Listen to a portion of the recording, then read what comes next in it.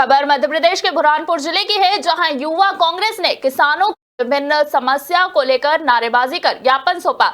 मध्य प्रदेश युवा कांग्रेस के आह्वान पर विरोध प्रदर्शन किया। ज्ञापन के माध्यम से कहा कि सोयाबीन के दाम 6,000 रुपए प्रति क्विंटल किया जाए।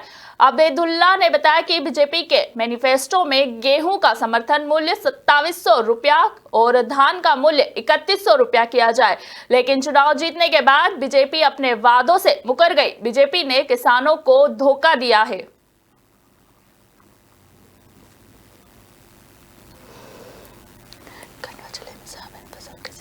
मध्य सरकार भाजपा की अपने वादे करती है और झूठ बोलने का काम करती है। जिस तरह से इन्होंने अपने मैनिफेस्टो में वादा किया था कि गेहूं का समर्थन मूल्य के इस पर हम खरीदेंगे 2700 रुपये प्रति क्विंटल के हिसाब से और धान का मूल्य 3100 रुपये में, इस प्रकार से उन्होंने खरीदा नहीं है, किसानों से किसानों को धोखा दिया है। तो ये अपने किसानों की हितैषी बताती है और किसानों के साथ धोखाधड़ी करती है और वोट लेकर धोखा देने का काम करती है। इस प्रकार से अभी मध्य प्रदेश में सोयाबीन का उत्पादन सबसे ज़्यादा होता है, बाकी उसके रेट किसानों को नहीं मिल रहे बराबर। हमारी ये मुख्यमंत्री जी से मांग है कि सोयाबीन की जो फसल है उसका मूल्य 6,000 रुपये प्रति क्विंटल के ऊपर से खरीदा जाए, जिससे किसानों को आर्थिक लाभ मिलेगा और किसान अपने किसानों को जो तकलीफ हो रही है और किसान आत्महत्या करने पर मजबूर है, इससे अगर अच्छा दाम मिलेगा तो किसान ऐसी आत्महत्या नहीं करेगा।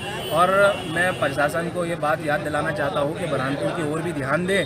जिस प्रकार से मध्य प्रदेश के वर्तमान में देश के कृषि मंत्री और पूर्व मुख्यमंत्री और भाजपा ही किसानों को भगवान बोलने का ढोंग रचते हैं। और आज जब किसानों का झूठे वादे करके सरकार इन्होंने बनाई, चाहे 2700 रुपये समर्थन मूल्य सोयाबीन को करने की बात थी, चाहे धान को 6,000 रुपये समर्थन मूल्य करने की बात थी, चाहे किसानों के आय दोगुनी करने की बात थी, चाहे बुरहानपुर जिले के किसानों को फसल बीमा करवाने की बात थी, तो ये सिर्फ और सिर्फ पूरे झूठ का पुलिंदा इनके साथ हुआ। चुनाव निकल गया और इन्होंने अपनी बात से मुकर गए।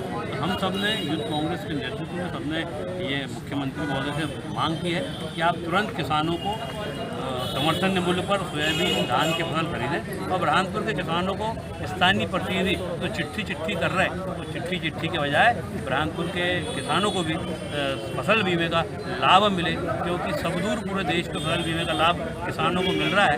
हमें दुर्भाग्यपूर्ण है शायद कि बुरहानपुर की जनता जिन्होंने यहाँ भाजपा को जिताया है, जिसके बदौलत उन्हें शायद किसानों को नहीं मिल